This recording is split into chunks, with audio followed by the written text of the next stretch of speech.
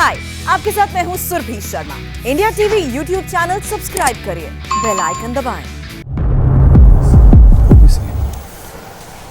तो अब से बस आधे घंटे के बाद मोदी मंत्रिमंडल के नए मंत्रियों की शपथ शुरू हो जाएगी। 1 घंटे का शपथ ग्रहण का समारोह होगा और पूरे सोशल डिस्टेंसिंग के साथ कोरोना प्रोटोकॉल के तहत ये शपथ ग्रहण समारोह आयोजित किया जा रहा है। 125 लोग ही इस कार्यक्रम में शामिल होंगे और एक मंत्री के साथ केवल एक और व्यक्ति, उनका रिश्तेदार या मित्र जो भी हो, वो आ सकते हैं, इस कार्यक्रम में शामिल हो सकते हैं। और मंत्रियों की सूची में जिन जिन के नाम हैं वो सभी अब राष्ट्रपति भवन पहुंच गए हैं। ये खबर है, आपको बता दें एक बार फिर हम कि राष्ट्रपति भवन में कार्यक्रम जो है वो अब शुरू होने जा रहा है। और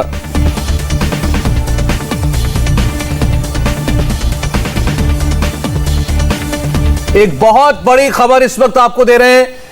केंद्रीय मंत्री रविशंकर प्रसाद ने भी इस्तीफा दिया है। रविशंकर प्रसाद का इस्तीफा,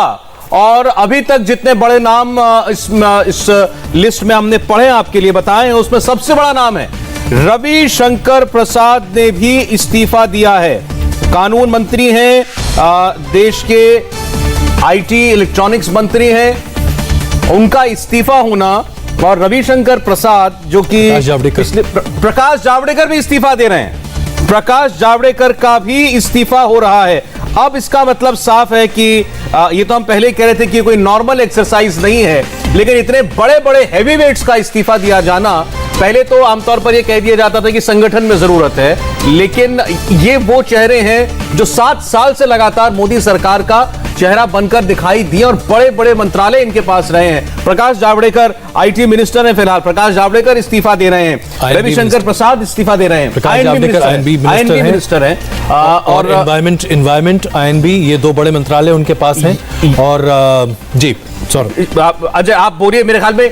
सबसे ज्यादा अब इन्हीं 2 नामों ने चौंकाया। ये अपडेट आप एक बार देवेंद्र से अपडेट एक ले लें। देवेंद्र, रविशंकर प्रसाद, प्रकाश जावड़ेकर का भी इस्तीफा, जरा समझाइए, ये बहुत शॉकिंग है।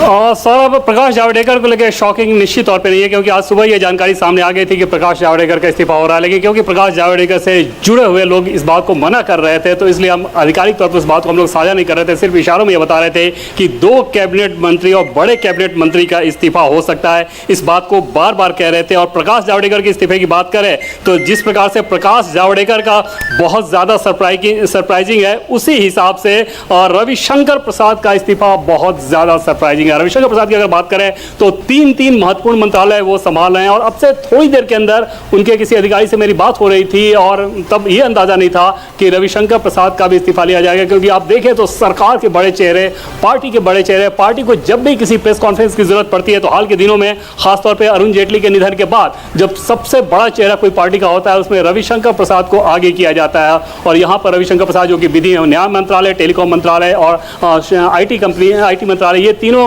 मंत्रालय संभाल रहे थे, और ऐसा ये माना जा रहा था कि उनके मंत्रालय के ऊपर से काम का जो बोझ है वो जरूर कम किया जाएगा, लेकिन मंत्रालय से छुट्टी कर दी जाएगी। ये निश्चित तौर पे बहुत ही बड़े सरप्राइज के तौर पे इसे देखा जा सकता है। और रविशंकर प्रसाद को आप देखें तो बीजेपी की राजनीति में जब से उन्होंने सक्रिय भूमिका दिल्ली में निभानी शुरू की, उनका ग्राफ कभी नीचे नहीं गया था, और ये पहली बार निश्चित तौर पे एक बहुत बड़े झटके के तौर पे आप देख सकते हैं जब रविशंकर प्रसाद का इस्तीफा हो गया है, और उस इस्तीफे को मंजूर किया गया है। और दूसरा इस्तीफा प्रकाश जावड़ेकर का निश्चित तौर पर जी सर, आप कुछ कह रहे हैं? आप कंप्लीट कीजिए देवेंद्र। और जिस तरह से रविशंकर प्रसाद का है, उसी तरह से प्रकाश जावड़ेकर के बारे में ये जरूर था कि सुबह हमें इसकी जानकारी मिल गई थी, क्योंकि आधिकारिक तौर पे वो इन्फॉर्म नहीं कर रहे थे और उनके लोग इन्फॉर्म नहीं कर रहे थे, इसलिए बार बार पूछने के बावजूद हम लोग इस खबर को चला नहीं पा रहे थे जब तक कंफर्मेशन खुद जिसने इस्तीफा दिया है उसके तरफ से अगर ना दिया जाए। तो एक सामान्य प्रोटोकॉल रहता है जर्नलिज्म का कि उस खबर को आप रोक कर रखें, और उस लिहाज से प्रकाश जावड़ेकर को हमने बिल्कुल ठीक कह रहे हैं देवेंद्र। और अब जो है जो औपचारिक तौर पर जो खबर आ चुकी है इस्तीफों को लेकर के, वो ये है the president of India as advised by prime minister, यानी देश के राष्ट्रपति ने प्रधानमंत्री ने जैसा सुझाव दिया उसके तहत इन लोगों के मंत्रिमंडल से इस्तीफे को स्वीकार कर लिया है। सुरभि अगर हमारे साथ है तो सुरभि बताएं। सदानंद गौड़ा, रविशंकर प्रसाद, थावरचंद गहलोत, रमेश पोखरियाल निशंक, डॉक्टर हर्षवर्धन, श्री प्रकाश जावड़ेकर, श्री संतोष कुमार गंगवार, श्री बाबुल सुप्रियो, श्री संजय धोत्रे, श्री रतनलाल कटारिया और श्री प्रताप चंद्र सारंगी। इसमें 11 नाम हैं अजय, 11 नाम हैं जो कि कंफर्म, और ये सारे नाम कैबिनेट मिनिस्टर्स के हैं, जो अपने आप में बहुत कुछ कहा जाता है। रविशंकर प्रसाद के पास जो 3 मंत्रालय थे, उसमें खास करके जो डिपार्टमेंट ऑफ इलेक्ट्रॉनिक्स और टेलीकम्युनिकेशन था, जिसमें पूरे देश भर में ऑप्टिक फाइबर से पूरे देश को जोड़ने की बात कही जा रही थी। उसके साथ साथ जो हमने पूरा सोशल मीडिया का जो पूरा अभी प्रकरण देखा है, उसमें रविशंकर प्रसाद के मंत्रालय की सबसे बड़ी भूमिका थी। सोशल मीडिया को किस तरह से रेन इन करें और सोशल मीडिया के तमाम कंपनियों के साथ भारत के जो संबंध हैं उन्हें लेकर भी बात सामने निकल कर आ रही थी। तो क्या इस सब की छाया रविशंकर प्रसाद के ऊपर पड़ी है? कानून मंत्रालय भी वो देख रहे थे, तो कानून मंत्रालय से भी उनका इस्तीफा लेना अपने आप में बताता है, क्योंकि प्रमुख वकील के तौर पर रहे हैं रविशंकर प्रसाद, और पटना से लोकसभा का चुनाव जीतने के बाद ऐसा माना जा रहा था कि उनकी राजनीतिक वजन पहले से ज्यादा बढ़ा है। लेकिन अब उनका इस्तीफा लगता है कि उनके कामकाज के या उनके डिपार्टमेंट के परफॉर्मेंस पर अगर यह आकलन है तो बहुत बड़ा सवालिया निशान है। और ठीक वैसे ही जिस तरह से प्रकाश जावड़ेकर की बात कहें, क्योंकि लगभग सारा कम्युनिकेशन कैबिनेट मिनिस्ट्री का एक तरह से प्रकाश जावड़ेकर के थ्रू रूट करने की कोशिश की जाती थी। महत्वपूर्ण विभाग है आईएनबी मिनिस्ट्री, जो कि वो हैंडल कर रहे थे, और बहुत मूलभूत परिवर्तन उसके भीतर भी किए गए थे। तो ये सब अपने आप में एक बहुत बड़ी बात है, और मुझे लगता है कि हमें इस पर विचार करना पड़ेगा और देखना पड़ेगा कि दरअसल ऐसा क्या हुआ जिसकी वजह से 4 हेवीवेट मिनिस्टर्स को एक साथ उनको अलग किया गया है। चाहे आप हेल्थ मिनिस्टर की बात करें, एचआरडी मिनिस्टर की बात करें, रविशंकर प्रसाद और प्रकाश जावड़ेकर की बात करें। अच्छा, लिस्ट में कुल 12 नाम है, देबश्री चौधरी का भी नाम इस लिस्ट में है। तो 12 मंत्रियों के इस्तीफे हुए हैं, और इसमें से जो टॉप 7 हैं, यानी 7 कैबिनेट मिनिस्टर्स के इस्तीफे हर्षवर्धन जी, जिसमें आपके शिक्षा मंत्री हैं, आपके स्वास्थ्य मंत्री हैं, कानून मंत्री हैं, आईएनबी मिनिस्टर हैं।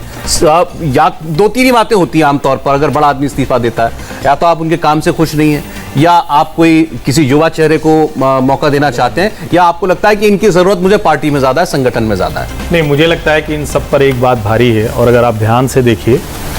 तो भारतीय जनता पार्टी की इस सरकार का नैरेटिव खराब करने वाले ये मंत्री हैं। एक लाइन में अगर आप देखें तो भारतीय जनता पार्टी की ये जो सरकार है, नरेंद्र मोदी 2, उसका नैरेटिव अगर किसी मंत्री हैं जो खराब कर रहे थे, या कहें कि खराब होने से रोकने में नाकाम रहे, तो वो ये मंत्री हैं। अगर आप उसको ट्विटर से लड़ाई के तौर पर देखें, अगर आप उसको जो अलग अलग समय पर जो मीडिया में या जो सोशल मीडिया वेबसाइट्स अलग अलग जो कानून बनना और उसमें तरह तरह के विवाद होना, उसको आप देखें, इंटरनेशनल मीडिया का भारत में जिस तरह से या भारत की सरकार को लेकर जिस तरह से छवि रही, तो ओवरऑल अगर हम ध्यान से देखें, संतोष गंगवार जी श्रम मंत्री के तौर पर लेबर कोड नहीं आ सका, ऐसी बहुत सी चीजें हैं। ओवरऑल मैं एक ही चीज देखता हूं, अगर इन सारे मंत्रियों को मैं ऊपर से नीचे तक देखता हूं जो हटाए गए, सरकार का नरेंद्र मोदी का नैरेटिव जनता तक पहुंचाने में विफल रहे। जो गलत नैरेटिव था, जो उल्टा नैरेटिव पिछले साल भर में बहुत तेजी से बढ़ा, उसको ये रोकने में नाकामयाब रहे, उसका खामियाजा इन्हें भुगतना। अगर सबसे जो बार बार जो कह रहे हैं, जो सबसे शॉकिंग नाम आया रविशंकर प्रसाद का नाम, रविशंकर प्रसाद कानून मंत्री के तौर पर पीछे जितने भी बड़े मसौदे तैयार हुए हैं उसमें उनका हाथ रहा, चाहे 3 तलाक की बात रही हो। इसके अलावा आप सरकार के सबसे बड़े कानूनी सलाहकार या जानकार भी हैं, तो सरकार के फैसले में उनका जरूर एक बड़ा इनपुट रहता है निश्चित तौर पर। और जो 14 से लेकर अभी तक हम देखें तो ये जो मंत्री हैं ये मोदी सरकार के खंभे थे। बिल्कुल साफ साफ दिखता था कि अगर रविशंकर प्रसाद कहीं खड़े हो गए तो इसका मतलब कि वो जो बोल रहे हैं बहुत अथॉरिटी के साथ, बहुत ऑथेंटिसिटी के साथ बोल रहे हैं। लेकिन इसका एक मतलब ये भी हुआ कि जो नरेंद्र मोदी प्रधानमंत्री के तौर पर चाहते थे, वो चाहे लीगल मसले हों या फिर जिसको हम साफ साफ सीधे एक शब्द में कहें कि जो सोशल मीडिया पे नैरेटिव था, उन दोनों को संभालने में रविशंकर एक बार फिर देवेंद्र के एक छोटी टिप्पणी ऐड करना चाहता हूं। अगर आप कानून मंत्री के तौर पर रविशंकर प्रसाद जी के पूरे टेन्योर को देखें, सुप्रीम कोर्ट का सबसे बड़ा क्राइसिस उनके टेन्योर में होता है। 4 सुप्रीम कोर्ट के जज प्रेस कॉन्फ्रेंस करते हैं, सुप्रीम कोर्ट के ऊपर सवालिया निशान खड़ा होता है। उस टेन्योर में कानून मंत्री कौन है? रविशंकर प्रसाद। उसके बाद सुप्रीम कोर्ट के कई कार्यप्रणाली पर, कई फैसलों पर सवाल उठाए जाते हैं। यहां तक कि सुप्रीम कोर्ट को बायस्ड कहा जाता है। पब्लिक मीडिया पर उसका इमेज खराब होता है। कानून मंत्री कौन है? रविशंकर प्रसाद। मौजूदा कानून जो श्रम कानून बना है, उस श्रम कानून को लेकर भी सवाल जो खड़े हुए। अगर आप देखें तो 3 तलाक के कानून के बाद लगातार जितने भी अध्यादेश पारित हुए हैं, उनमें अगर कहीं कोई दिक्कतें आती हुई दिखाई दी हैं तो उन सब के लिए एक तरह से जिम्मेदारी रविशंकर प्रसाद के ऊपर जाएगी। जहां तक उनके हम आईटी मंत्रालय की बात करें जी, ऐसा कैसे संभव हो सकता है कि सरकार के मंत्रियों का ट्विटर अकाउंट ट्विटर बंद कर दे? खुद रविशंकर प्रसाद का ट्विटर अकाउंट अगर बंद कर दिया जाता है तो ये क्या संदेश दे रहा है? खास करके तब जबकि ट्विटर के संस्थापक के साथ प्रधानमंत्री नरेंद्र मोदी के बहुत अच्छे संबंधों की चर्चा हमसे कुछ ही साल पहले हम कर रहे थे। तो ये जाहिर सी बात है, जो परसेप्शन मैनेजमेंट की बात अभी कही जा रही है वो बहुत बड़े पैमाने पर खराब हुई है और पिछले 1.5 साल में ऐसा हमने देखा है।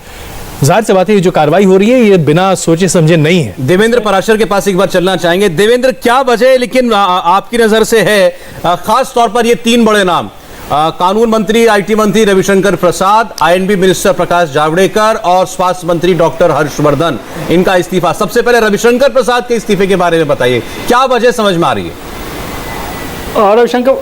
रविशंकर प्रसाद को लेकर निश्चित तौर पर साहब आप कह सकते हैं कि बहुत शॉकिंग है। चाहे आप गवर्नमेंट कॉरिडोर की बात कर लें या बीजेपी पार्टी के कॉरिडोर की बात कर लें, तो रविशंकर प्रसाद का नाम कोई भी इन सब चीज़ों में शामिल नहीं कर रहा था कि उनकी छुट्टी हो सकती है। अब से थोड़ी देर पहले किसी ने ये ज़रूर पूछा हमसे कि क्या रविशंकर प्रसाद को लेकर कोई खबर है। हमें ये लग रहा था क्योंकि उनके पास 3 मंत्रालय है तो संभव है कि विधि और न्याय मंत्रालय तो उससे लिया ही जाएगा, वो भूपेंद्र यादव या किसी वैसे लॉयर को दिया जाएगा जो कि उसको बेहतर तरीके से हैंडल कर सकते हो। उसके बाद हमने रविशंकर प्रसाद के फ़ोन करके उनके एक अधिकारी से बात भी की और तब उन्होंने यही कहा कि बस हमारे यहाँ सब कुछ ठीक है, बस हम इंतजार कर रहे हैं इस बात का कि पोर्टफोलियो का जो लिस्ट आता है वो कैसा रहता है। जाहिर तौर पर ये इस्तीफा काफी पहले हो गया होगा और ये शॉकिंग है क्योंकि, और इसको इस लिहाज से आप देख सकते हैं कि पहले भी मैं आपको बता रहा था कि जब भी सरकार को डिफेंड करने का कोई मसला आता है तो प्रधानमंत्री गृह मंत्री अमित शाह के बाद अगर बीजेपी दफ्तर में कोई हाई प्रोफाइल प्रेस कॉन्फ्रेंस होता रहा है तो हमेशा से हाल के वर्षों में खासतौर पर अरुण जेटली जी के जाने के बाद या सुषमा जी के जाने के बाद उसमें सबसे बड़ा नाम रविशंकर प्रसाद का ही आता है। और रविशंकर प्रसाद के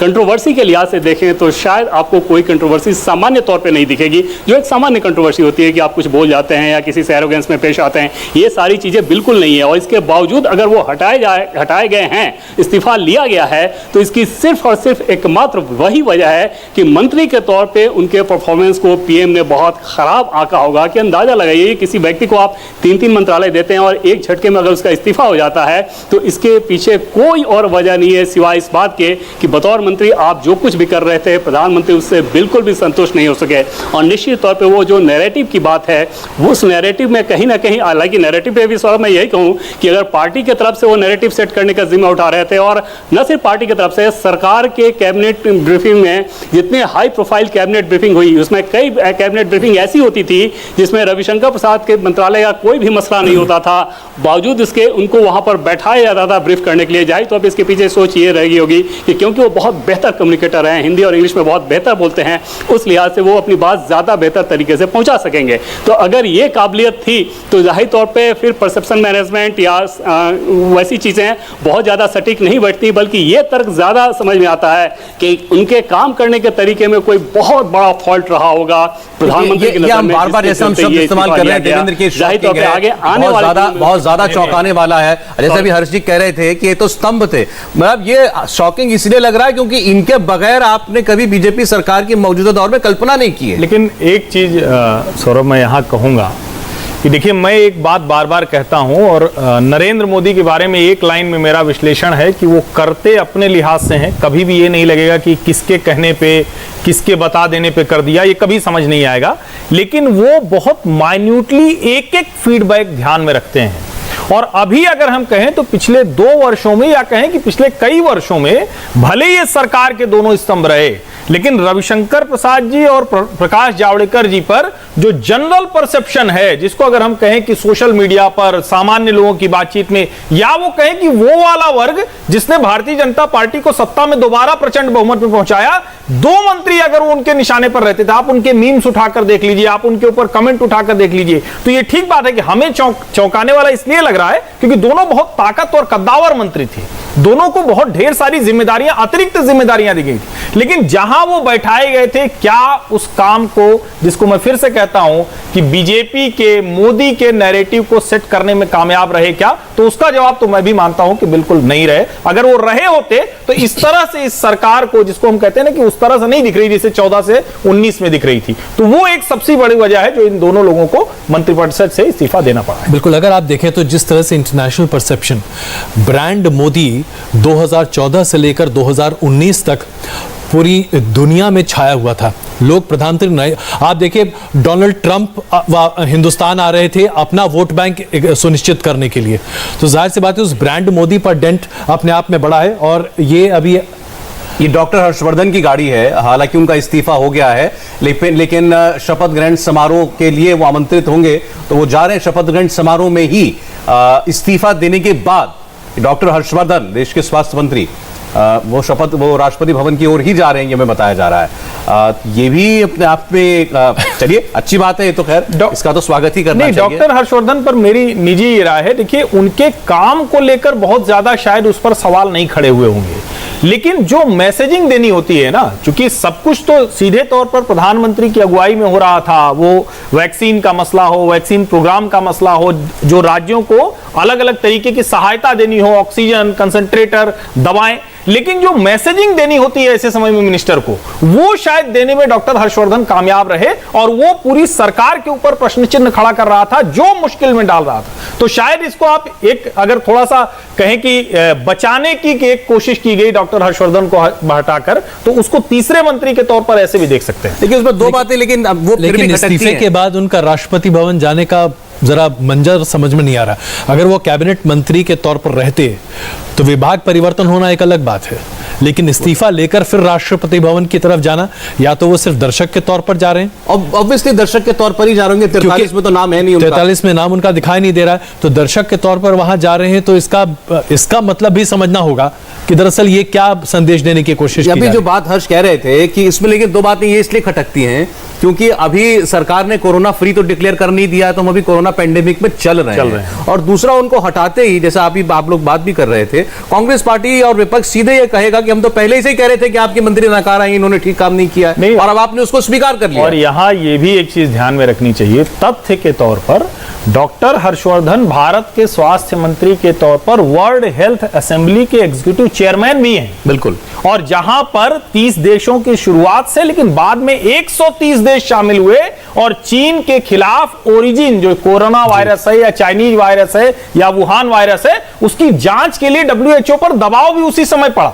तो मुझे लगता है कि ये एक है जो मिसप्लेस्ड है, हम सबको समझ में नहीं आ रहा है कि आखिर क्या हो गया, लेकिन मुझे लगता है कि शायद मैसेजिंग का मसला है, उसकी सरकार को सख्त जरूरत है, उस मोर्चे पर वो काम। लेकिन मैसेजिंग में तो फिर आप रविशंकर प्रसाद को तो कहीं उनकी कमी नहीं आप आंक सकते कि जहां भी सरकार को डिफेंड करने का मौका आया, सबसे आगे रविशंकर प्रसाद को खड़ा किया गया। जहां राहुल गांधी को या गांधी परिवार के खिलाफ बोलने का मौका आया, रविशंकर प्रसाद से प्रेस कॉन्फ्रेंस करवाई गई। ट्विटर की कंट्रोवर्सी रविशंकर प्रसाद जनित है, यह कहना भी गलत होगा। एक कानून बनाया गया था, ट्विटर ने उसको माना नहीं, और उसके बाद अगर उनको ब्लॉक किया भी, सब कुछ किया, ये तो हम कह सकते हैं कि उसके बाद सरकार ने क्या एक्शन लिया, लेकिन उसके लिए रविशंकर प्रसाद पर से खुद कैसे जिम्मेदार है। देखिए कई बार अगर हम इससे देखें, व्यवहारिक तौर पर अगर आप देखें, सोशल मीडिया आज हम सबों की राजनीतिक वास्तविकता का एक बहुत बड़ा हिस्सा है, और सोशल मीडिया प्लेटफॉर्म से को डेमोक्रेटिक कंट्री से, किसी लोकतांत्रिक देश से पूरे तरीके से बाहर निकाल देना या उस पर एक बहुत ही सघन नियंत्रण कर पाना अपने आप में बहुत संभव नहीं है। यहां पर एक बहुत अच्छे लाइजन की आवश्यकता थी, जिस लाइजन की कमी बड़े पैमाने पर दिखाई दी है। तमाम सोशल मीडिया कंपनी, या फिर अगर आप उन तमाम कंपनी की बात करें जैसे अमेजन या ये कंपनियां जो अपने अपने पूरे प्लेटफॉर्म्स चला रही हैं, गूगल और ये तमाम कंपनियां, ये कंपनियां इंटरनेशनल जायंट्स हैं, जिनके अगर किसी भी तरीके से ऐसा परसेप्शन जाता कि वो हिंदुस्तान से अपने इन्वेस्टमेंट्स को वापस खींच रहे हैं, तो इसका मैसेज बहुत गलत जाता अंतर्राष्ट्रीय स्तर पर। यहां पर एक अच्छे लाइजन, एक अच्छे नेगोशिएटर की आवश्यकता थी। क्या इस बिल में रविशंकर प्रसाद सरीके नेता फिट हो पा रहे थे? क्योंकि अगर ये फिट नहीं हो पा रहे थे तो जाहिर सी बात है इसका परसेप्शन खराब जाता है। आप ये नहीं कर सकते कि जिस ट्विटर से बहुत ज्यादा बड़े पैमाने पर अमेरिका के मौजूदा राष्ट्रपति बहुत खुश हों और जो ट्विटर लगातार जो बाइडेन के समर्थन में सामने खड़ा हो, उस ट्विटर के साथ आप सीधे लड़ाई मोलें और उस लड़ाई में आप कई बार पिछड़ते हुए दिखें। तो ये शायद मुझे लगता है, मेरा ये अभी का आकलन कह सकता हूं मैं, मुझे लगता है शायद सरकार के लिए बहुत अच्छा मैसेज नहीं दे रहा था। लेकिन जैसे कि हर्ष जी कह रहे थे, जाहिर सी बात है हमें इसमें और ज्यादा परतें उतरनी होंगी, समझना पड़ेगा कि आखिरकार वो क्या वजह रही जिनकी वजह से रविशंकर प्रसाद और प्रकाश जावड़ेकर और उसके साथ साथ हर्षवर्धन, इन 3 मंत्री का इस्तीफा हुआ। ये 3 इस्तीफे वाकई में एक रहस्य है जो कि शायद 2-1 दिनों में हमें बेहतर तरीके से समझ आएंगे। मैंने फिर से वो अपनी 43 जो नए मंत्री बनने वाले उनकी सूची निकाली है कि अब इन 5 का रिप्लेसमेंट कौन होगा। अब जो स्क्रीन पे जो 5 चेहरे आपको दिखाई दे रहे, कौन होगा देश का अगला कानून मंत्री, कौन होगा देश का अगला स्वास्थ्य मंत्री, शिक्षा मंत्री, कौन होगा? देखिए, मुझे इसमें लगता है कि ये एक सवाल हमेशा जब कोई भी बहुत बड़ा चेहरा जाता है तो उसका विकल्प खोजना बहुत मुश्किल होता है। जब ये सरकार आई थी, और मैं कहूँ और मैं इसको निजी तौर पर मानता हूँ कि जब अरुण जी और सुषमा जी वो जगह रिक्त हुई थी, जो आज तक रिक्त ही है, उन जगहों को कोई भर नहीं पाया। लेकिन ये मैं कहूंगा कि अरुण जी की जगह नहीं भरी गई, लेकिन डॉक्टर एस जयशंकर सुषमा जी की जगह को बहुत अच्छे से भरने में कामयाब हुए। जब वो आए थे तो सब ये कह रहे थे कि क्या करेंगे, ये ब्यूरोक्रेट रहे हैं, ये तो ठीक है, लेकिन मंत्री के तौर पर कैसे काम करेंगे। और रमेश पोखरियाल निशंक हो, डॉक्टर हर्षवर्धन हो, प्रकाश जावड़ेकर हो या रविशंकर प्रसाद हो, इसमें एक कानून मंत्री के तौर पर जब हम देखते हैं तो भूपेंद्र यादव का चेहरा हमें सामने दिखता है। क्योंकि हम सब ये मानते हैं, जो इधर कहा जाता है कि भारतीय जनता पार्टी की जो लीगल एक तरह से तैयारी होती है तो उसमें सरकार में रविशंकर प्रसाद जी और संगठन में भूपेंद्र यादव जी होते हैं। डॉक्टर हर्षवर्धन, मेरे ख्याल से अब राष्ट्रपति भवन की तस्वीरें हैं। After prime minister Shri Narendra Modi assumed office for his second term, Rashtrapati Bhavan की तस्वीरें आ रही हैं। अब सभी as per the extent provisions, नेता जो मंत्री बनेंगे शपथ ग्रहण के लिए यहाँ पर पहुंच चुके हैं they are allowed in the union council और थोड़ी देर में, यानी अब 15 मिनट से भी कम वक्त बाकी है, ठीक 6 बजे resigned. Hi, I am Surabhi Sharma. खबरों से अपडेट रहने के लिए India TV YouTube channel subscribe करिए, साथ में बेल आइकन जरूर दबाएं। जुड़े रहें इंडिया टीवी के साथ।